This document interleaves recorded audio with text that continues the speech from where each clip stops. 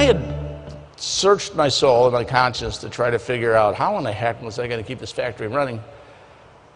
And I didn't want to live with the fact that I would be laying so many people off if, in fact, I got the call, because I was no different than the janitor that we had hired yesterday. If they called to shut down that factory, I had to shut down the factory. There was no difference. It was all command and control. Do your job, nothing more, nothing less.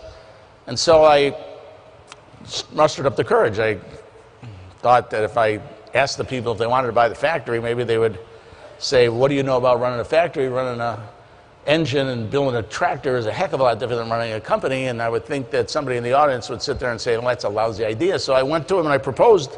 I said, 3 things are going to happen to us. They're going to shut us down. 2 is that if you do survive and you owe $6 billion, your capital is going to be very bad. And then 3rd is that somebody could buy us. And I said to them, you want to buy the factory? And I thought, somebody has some common sense out there. And I began to realize they were so afraid. They'd have followed Lassie, they'd have followed Rin Tin Tin, they'd have followed anybody. And with no plan whatsoever, I go back to my office and write the worst letter of intent you ever saw in your life. I write back to the company, would you please sell me this factory? I've got a net worth of like $11,000, okay?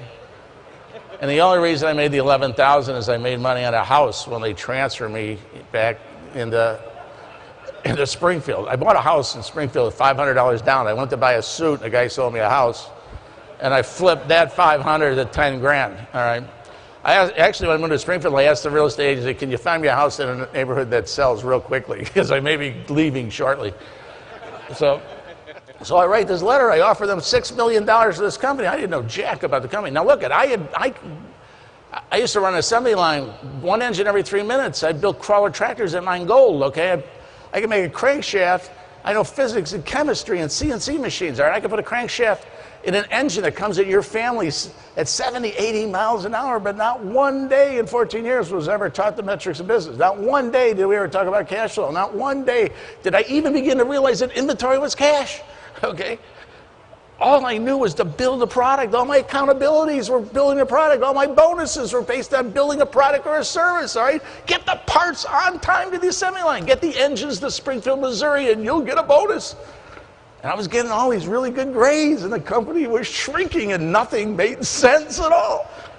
And so we just paid attention to our own little world. And so now I write this letter of intent.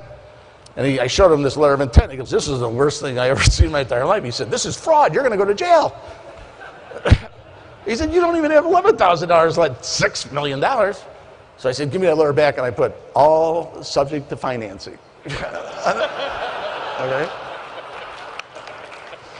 Harvester responded accordingly. They sent 2 corporate jets. Here we owe $6 billion at 200 banks. They launched 2 jets. One's the internal auditors, because they figure we're going to cook the books. The other one is psychiatrists, because they figure we're going to give Kool-Aid to everybody in the factory if they don't sell us the factory.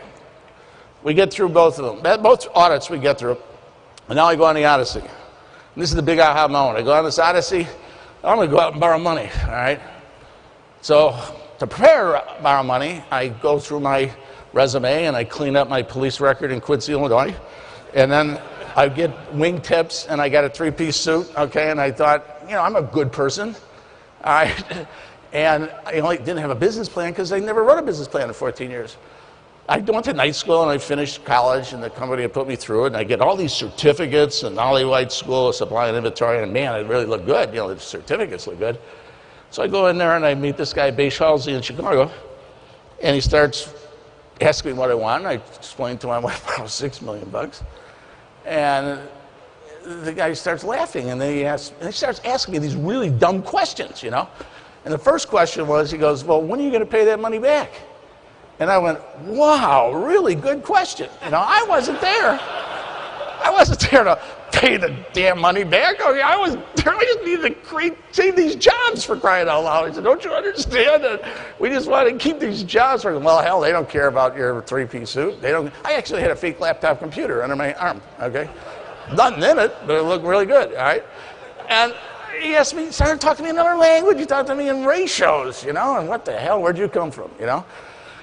And I sat there, totally embarrassed, and I began to realize that I had to rethink everything. Remember, I came out of a world, and most of us come out of a world where we're taught how to make things, or we're taught how to service something, okay? And our focus is on like customer service, and our focus is on materials, and our focus is on delivery and housekeeping and safety. And now all of a sudden I got to understand these financial ratios, all right?